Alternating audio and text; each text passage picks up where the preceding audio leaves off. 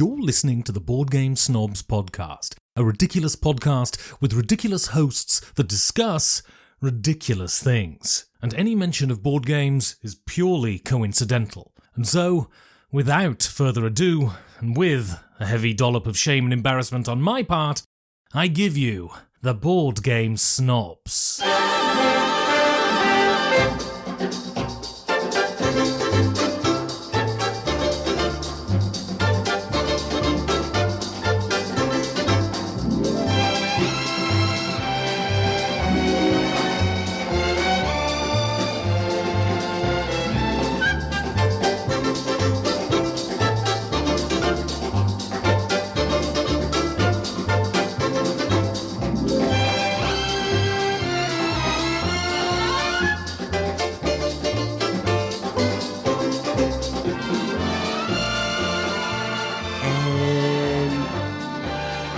Welcome to the Board Game Snobs podcast. We're shooting this on the road, Enrique and I, traveling to the greater Dallas-Fort Worth area this weekend. I'm having a wonderful time eating this cookie. It's not the weekend, actually. This is the middle of the week. I'm down here for a doctor's appointment.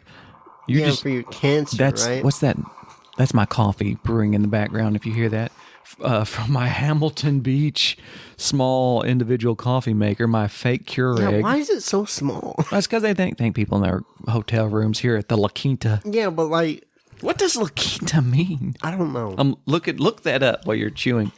Anyways, so we're down here away from Gaby. Gaby's at home right now working. I have the day off for my doctor's appointment.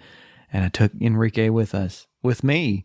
And he's got to experience some culture. We got to eat at P.F. Chang. Oh, yeah, that was fun. You had Mongolian beef. And it was kind of sweet. I was telling you that you had tried a lot of beef here lately, I guess, when you were in Cozumel.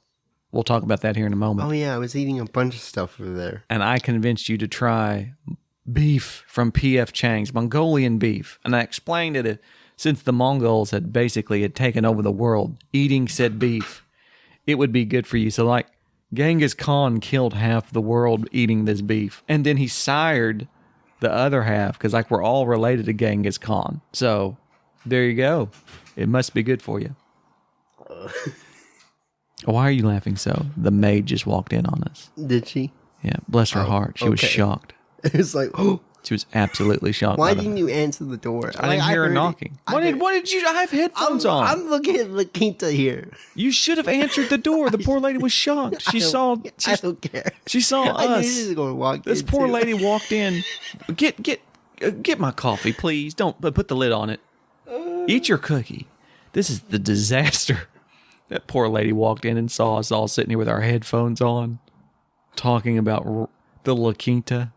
Her place of business. Anyways, and Mongolian beef, which P.F. Chang's was to me kind of overrated, in my opinion. I didn't find it. It's on great. Thank you, sir, and thank you, La Quinta by Wyndham. Wish these hotels would quit buying each other out. So, what did you find on your intense research about the La Quinta? Just like a quick search. Oh my god! What does it mean? Let's see, the 5th. Give me a moment. You are the worst Googler. I had it, but I'm pretty sure this can't be right. It can't be right. What does it say? Is that right? La it can't Quinta. be right. It can't be right. You're on Urban Dictionary. It can't be right. You're on But it's still funny though. You're on Urban It doesn't Dictionary. matter. It's still funny. I cannot believe.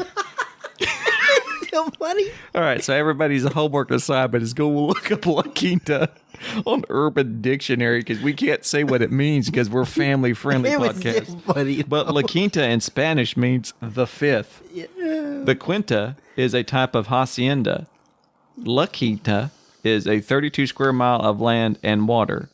Oh, okay. So it's an estate. It's like a country that we're staying at the I'm not estate. gonna lie, I like the Urban Dictionary version better.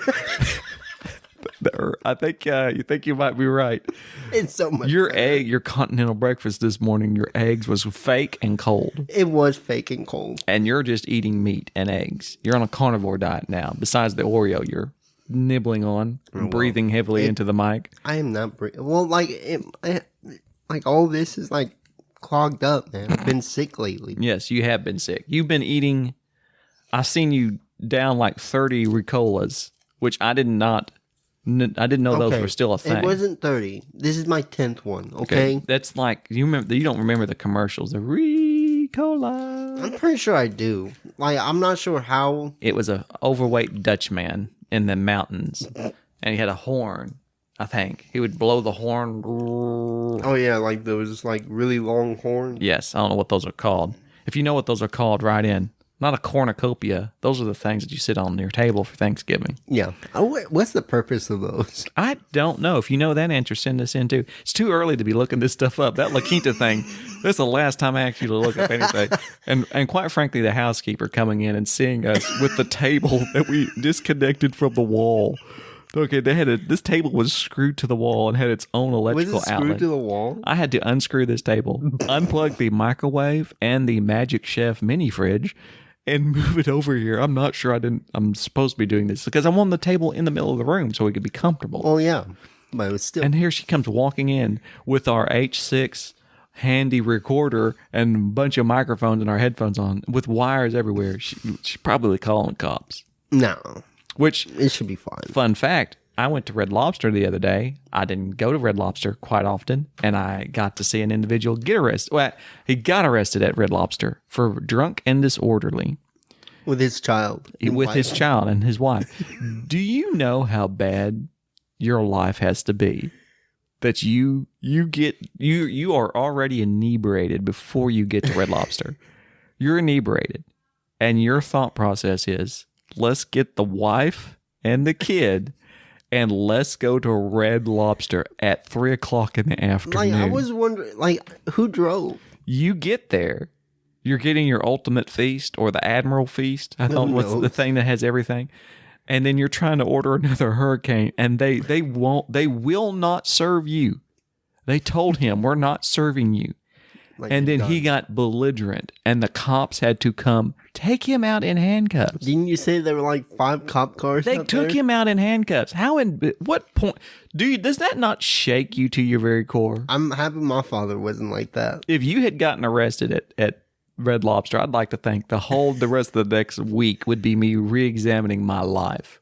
If I was ever to get arrested at a Red Lobster, it wouldn't be because I was drunk. I got punched in the parking lot of a TJ Maxx one time. Really? Yes. That's amazing. It was not, it was my fault. I was talking about, I was going to say, not your fault. I bet you did something. There's no way. I was throwing some heavy shade towards a friend of mine, and he wasn't having it. He finally got tired. I think he swung just to fake. Like to try to but then he did the whole. But he accidentally hit me. It. Yeah, like he hit me. And it spun me around. And I'll tell you what, I lost my gift card. That's all. I've never been to a TJ Maxx in my life, but for some reason somebody gave me. My card just flew out of my pocket. Where am I going to get my chinos now? True story. That's the first time I'd been punched with somebody who wasn't gloved. I'd boxed before with somebody, but I'd never been punched bare-fisted by somebody in the face. Bruised up my face. Swelled up. It's interesting. Anyway. I always think Gaby's going to just like take a swing at you one day. Gaby doesn't. Gaby would be a difficult person to fight because... Well, yeah, he's tall and he's kind of big. Well, but you could body shot him, but he's padded. But have you noticed his head is relatively small in comparison? He'd be hard to hit face. I'm pretty sure he just has to lean back. And there was a boxer back in the day, and you need to look at him up. His name was Butterbean. Butterbean had the same body shape as Gaby. He did not look particularly athletic, but he would knock people out because he would just this lumbersome guy that when the bell rang, and they would announce he had the best. My dad used to watch boxing, and I used to always love it when Butterbean would box. It's a big fat... Not fat. I wouldn't say he's fat. Well, you just look him up. He looks like a butterbean. That's the only way that I can describe him. And the announcer would always say his name. And then after they would say his name, at the very end, they would repeat it, Butterbean, like it was a wrestler. Look him up. What happened to Butterbean? He no doubt died of cholesterol. Anyways, how was Cozumel? It was all right. It was like I had fun, You make a trip back to see your people every year. and we got to. What hotel did you stayed at? A resort? I think it was Cozumel Palace. Cozumel Palace. Yeah, Cozumel. Did you Palace. stay with the governor? Or was it an actual resort? No, it was a resort. Okay. It was just like it was near the outskirts of the town, so it was just like it was really near the marketing areas. So like we were. You'd stay at the La Quinta. That's what you say. You had a nice place, huh? Yeah, it was a nice little place. Nice. It was right next to the ocean, so as soon as we walked in, I could like see the ocean. Yeah, you're very spoiled because your father insists on every year going to Mexico. Yeah, That's his thing. Yeah, He goes back to the homeland, he has to. sits on Like- the beach. Like That's it. He likes chilling. Yeah, and I benefit from this because he always comes back and brings me an insanely expensive bottle of tequila every time. Because apparently it's some good tequila. I don't expect it, but when I get it, I'm excited. It's like, thank you. It emboldens me. That bottle's going with me to BGG. All right, that's a special occasion bottle. I'm going to have to try that. I haven't tried Thank it. you. And Soul Train's coming to BGG, Oh, yeah. and his good friend John. It's fun. They're going to be there. We're going to have everybody who's coming to BGG. You need to bring your sleeveless shirt and your fedora. Pack The a question sleeveless is, shirt like, and a fedora. Okay, when is he going to be there? Like Thursday. Thursday? When are we going to be there? We're going to be there Wednesday. Okay. Because we're going to go bowling Wednesday evening. Shout out to Ryan and Jeffrey. We got to get everything lined up. I got to send out some emails and figure out when exactly the timeline of that. But we'll be at the bowling alley there by downtown Dallas. It'll be that one bowling alley that we were at, right? Yeah, we went With Ryan? with Ryan. Yeah, that should be fun. And apparently, shout out to Ryan again. I think he helped Gaby get a ticket. I think Gaby's got a ticket now. to Oh, BGG. huzzah. Huzzah. This is why we like Ryan. And the cabs. The Cavs, man. We went duck pin bowling last night. Oh, yeah.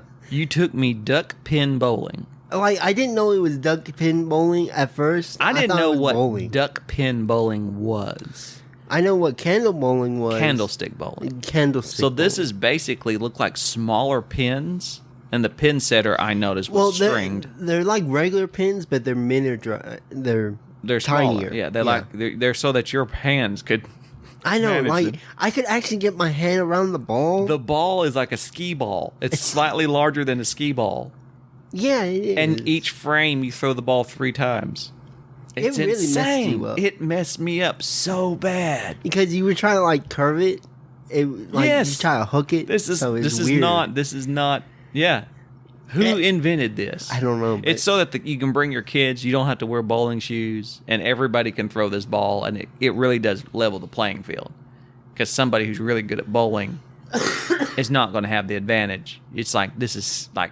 Well, yeah. good thing I wasn't good at bowling because You I was, tore it up. I was doing pretty. People were alright. watching you. You almost struck, which is insane. Yeah, which is weird. Like everybody's out there, that guy's sparing him up. I was like, I know. I don't know how he's doing it. It's so weird. Yeah. Well, anyway, so you might duck pin bowling might be. I know, right? It's just it's very odd how okay I was doing with that. I love duck. Like as Have a you- food? Yes, as a food. I don't- I have raised ducks and I've eaten ducks. Have you eaten the ducks that you risen? I have not eaten ducks that I've risen. That's a great risen. Like what? Like I resurrected the duck and then ate it? Like he is risen. Come, Bullet Bill. That was the name of my duck. Was Bullet Bill. Yeah. That's amazing. Yeah, because he was very fast. And How fast? he was fast. He was fast. He just Did he just kind of like waddle up? yes. It's No, like- he didn't waddle. He like straight 1 foot in front of the other. He was fast, and so I called him Bullet Bill. That seems terrifying to be honest. He was. He got after the UPS man. He was intense. But anyways, no, I never ate the ducks for which I had risen. I ate wild ducks for which I had hunted. I went back with my father. He was a big duck hunter back in the day, and I loved duck. And they didn't serve. They don't have PF Chang's didn't have duck. Do they don't have Mongolian ducks? I wouldn't think that. They have Would, beef. I don't know. I Could wouldn't- you think of anything more terrifying than a Mongolian duck? Think of the Mongols. Yeah, I can see it. I'm already imagining. Could you imagine a Mongolian goose like geared up with all the Mongolian Okay, armor and a the duck- violence that. But a goose, man, I wouldn't fight a goose. This thing is terrifying alone. Like they'll straight up just come at you. If you had to, all right. If you had to fight 10 geese, could you do it? Could you take them? I'll do it. I know you do it, but Like, what's could your chances of would I winning? succeed? I don't know. To be honest, like I think the game plan would be to just grab one geese by the neck and just grab them and then use them as a weapon. That's really your only. Yeah. Like that's the only way. Or maybe like dual wield them. I grab both. Dual wielding. Do you know how much they weigh? I do not, but They weigh. All right. So I having to carry many a geese from the fields for which my father had hunted. They weigh like 16, 17 pounds apiece, okay, if I recall. then I'll probably be. But I know for a fact you could do this because I watched you just yesterday carry 60 pounds of weights at Shields. Shields is like the Academy Sports of the South. Yeah, but I was for doing Texans. like a farmer's carry. You were farmer carrying 30 pounds on each arm out to the parking lot because I mistakenly put the cart up. Yeah. For some reason thought, no, you can carry this. like this is fine. And you decided you were going to purchase just dumbbells. You just purchased 30-pound dumbbells. I like it Because occurred to me you're trying to get swole. Yeah. Okay.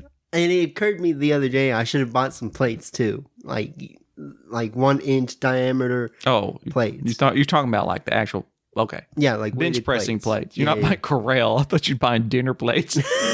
See, I think I have this theory. You're just trying to find you a woman. So you're working out, buying some cutlery. You went to Cozumel. Yeah, you're trying. It's like, yeah, you're trying to, yeah. You're trying to better myself. trying to better yourself just a little bit. I'm proud of you. You're learning different things. You're trying different foods. Yeah, like it's just everything's changed. You eat beef and eggs now. Yeah. The world is your oyster if you would eat one. But just literally, there you go. You're on your way up. All right. Well, anyway, so you've been on an adventure. We're on an adventure today as I go to get my on my doctor's appointment. You have a terrible cough, Yes. but that's okay. We've gotten to play a few games while we were around. First game we played last night was Ready, Set, Bet by AEG Games. Ready, Set, Bet is kind of like a party game. It can play up to 9 people, if I'm remembering correctly. And it has this board that you lay out, and basically all players are doing are placing markers down, betting on which horse is going to win. Horses are from 2 to 12. It's very much like Can't Stop, where one person is the house, and they will roll the dice and then move the according horse up. And after so many horses crosses these 3 horses crosses the red line, that's about 2/3 of the way down the board. No more betting is allowed, and then the game finishes, and you see who bet first and what and so forth. So it's really a frantic game. It's not good with 2 players. It was just It's dull with 2 players. It's very boring.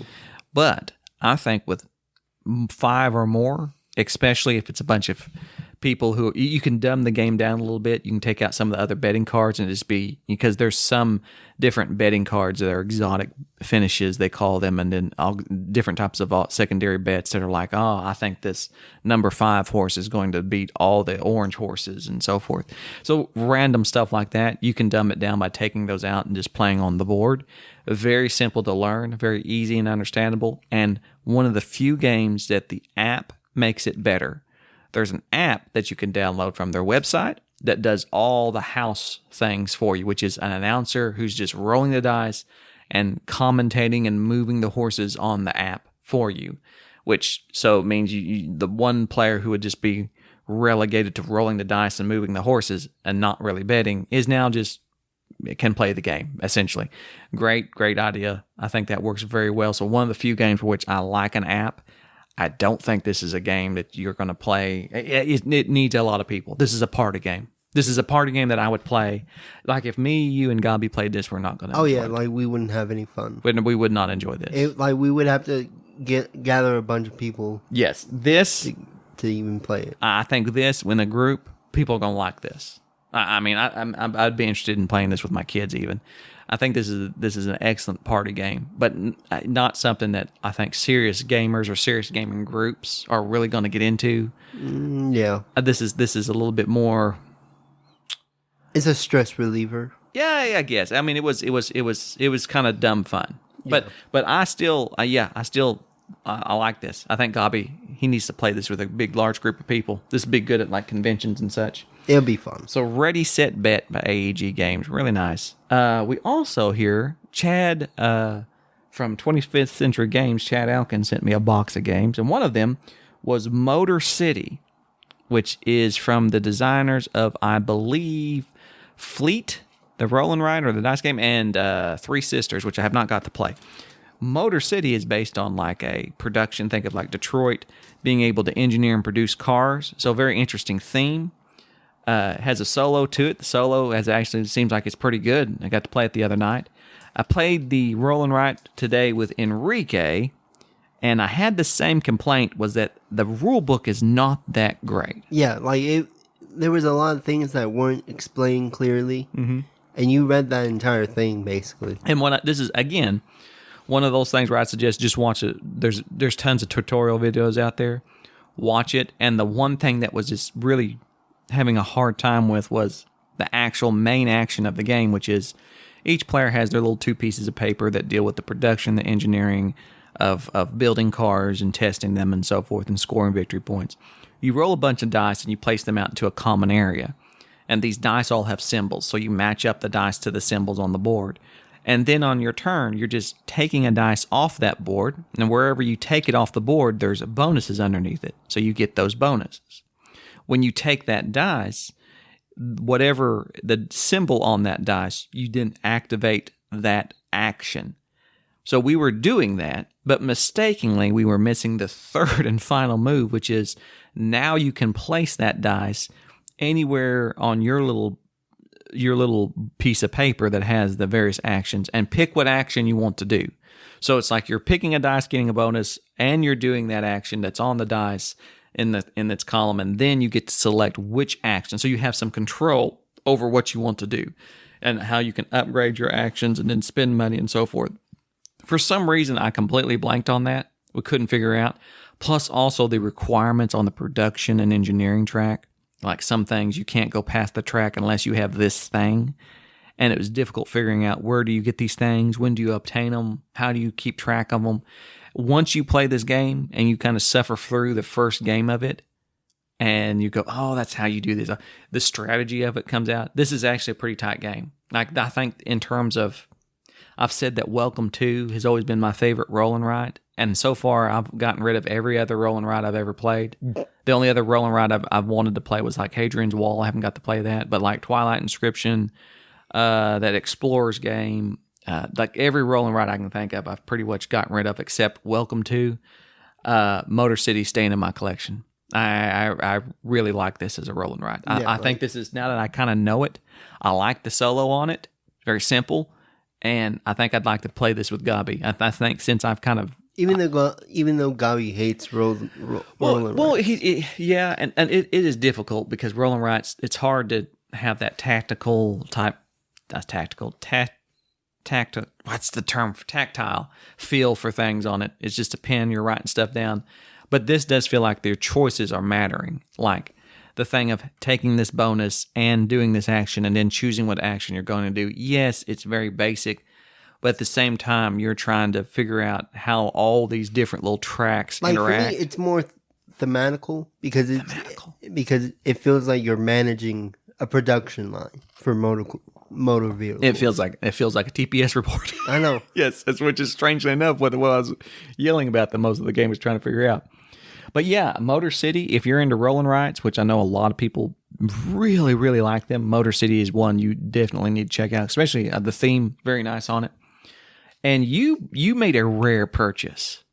Rarely do you purchase things. And you did something that endeared me even more to you when I see you come rounding the corner at Madness, the greatest board game shop in the greater Dallas-Fort Worth area, of Alien the RPG. So that should be fun. Which I'm shocked. Yeah, like as soon as I saw this, as soon as this caught my eye, I was like, this should be fun. So like Alien, first off, I like messing with RPGs and things of that nature. Yeah, I do too. And It's so nice. you unfortunately missed out on the RPG for 10 Candles. Oh yeah, 10 Candles. Which Gaby ruined, and I don't know if he ever released. We've recorded that. I don't know if he ever released. Why didn't you release it? We recorded us playing it, and then we did an episode after that, and I think it was atrocious because we had spent the entire episode ragging on Gaby for ruining the game. And plus, I explained at the beginning of the RPG that once we start, I'm the guy kind of running it. I had it planned. Once we start, I'm no longer here. I'm somebody else. I'm in the game. I'm role playing this. It's kind of like if you go to one of those Civil War reenactments, and the guy just is still. He's always, Like I am the commander. Yes, should we respect? And I made that statement, and nobody understood that I was serious. And as soon as the game started, everybody's go ask me stupid questions. Like, listen, do as I say. Like, we're done here. Like, this is serious. I would get into it. Yes, like straight up. And you were sick and weren't there. You should have taken a Ricola and shown up. But I have committed to being not the DM or the GM, but the mother is what they call it. Yeah, the game mother? The game mother. Hold up. The GM. Yeah, it's the game mother. Yeah, you're right. In this Alien RPG. I kind of like that. It's like... I like it too. What's another word that we make that sounds really cool? It used to be the Dungeon Master, the DM, and then it went to GM, and then it became... I like that. So... I committed that I would get this together and figure it out, and then perhaps, I don't know, maybe Christian and John, maybe they're into RPGs. Who knows? Oh. We'll figure this out. Like, I'm pretty sure this is going to be interesting. Because, I read through the rule book last night. I know you rarely read. I know, which is weird. But when it comes to RPGs, I'm reading the entire thing in, one night. I'm laying in my bed trying to sleep. I got my white noise machine on because now, after transporting and being at so many conventions with Gaby in the same hotel room, I have to have a white noise machine now. I have to have this noise. So I'm laying there looking Wait, do you have a white... Yes, you didn't hear it. I stuck it up by my head. I was like, I'm pretty sure I didn't hear nothing. Yeah, I know. So I'm sitting there trying to sleep. Lights are off, and all I'm hearing in the other corner of our La Quinta hotel room is Enrique slightly giggling and going, "Oh, that's nice." I'm like, look, and I turn the light on. He's sitting here reading this book on the RPG, going with his fancy flashlight. You've got some sort of 1800 lumen pocket flashlight. It's a small little thing. It looks like a pen, and it scared me. He's got this pen flashlight that has a low setting, like a read a book setting, but then it has the blind your attacker setting. Help! I'm about to be accosted. And he turns this light and says, "Yeah." I said, "What is that?" And he says, "Oh, my light." And he's just showing it to me. And he turns the panic light on, and it about blows the Inspector RC Nebo. What is this called? Good night. Yeah, it's fancy. I can charge it with a what is it called? A USB-C. Yeah, USB-C. It cracks me up that everybody these days is like, why would you ever need a flashlight? Because you have your cell phone. But then I said that to you, and then immediately you say, well, watch this, and you turn this light on. It's like, oh, this is a level of lumens I was not prepared for. It's like it brightened this entire room up. Yes, it was so good. Lit up. So, and then it does the strobe light. So I guess if you're being beat up or attacked, if Butterbean gets a hold of you, I don't even have to fully click it to change the modes. I just have to slightly press it, and it'll just do it. This is good for your weak little hands. I know, right? But so we're looking forward to doing the Alien RPG, getting that set up. So that'd be cool. Well, we need to piece together our La Quinta hotel room back together here and plug up the magic stuff. Yeah, you got 9 minutes before we have to leave. Yeah, we got to get out of here because the maid's going to come back in here and be like, what are you doing? You guys got to get out of here. You got to get out. I don't know what you did to this room, but holy crap. We got to get to a doctor's appointment too. Plus, we might record on the road. We might do like you see the comedians getting coffee? Oh, like no. Jerry Seinfeld where the one's driving. Yeah, we got this little cool thing, Gaby's little H6 little handy recorder. You just turn it on. You put the mics up. You have your mic. Hold your mic. You're going to have to drive, though. Yeah, but my shit's fine. It's Dallas. Texans, they just all put the pedal in the metal. If we're going to do that, I might as well get you like a headset like this that has a little microphone. I don't need a headset. We're cool. We got this. I can get you some high quality Turtle Beaches at least. Turtle, what are you doing? That's some gamer stuff there. Like that. Turtle good. Beach. I love Turtle Beach. It's such a good headset. I'm old. I'm like Bose. Like the sound. You could tell somebody. You could tell how old somebody is just by looking at their headset. They got the microphone, the Turtle Beach. Like, oh yeah, there's that guy. But if you got the Bozeman, whatever noise canceling headphones, like that, this guy has loafers and a robe at home. He probably smokes cigars, and he likes being able to block out the sounds of his children. That's me. Anyways, so we're going to be at BGG November the 15th, I believe. Yep. Send us an email at boardgamesnobs@gmail.com if you yourself are also going. And I don't know when this episode's going to come out, because Gaby might be like, he might just he might scrap delete it. He might just scrap it. I'm telling you, he'll scrap it. He's busy. That's okay. Anyways, we'll holler at you later. And this is Jerry. Thank you for tolerating this episode of the Board Game Snobs. Stay classy.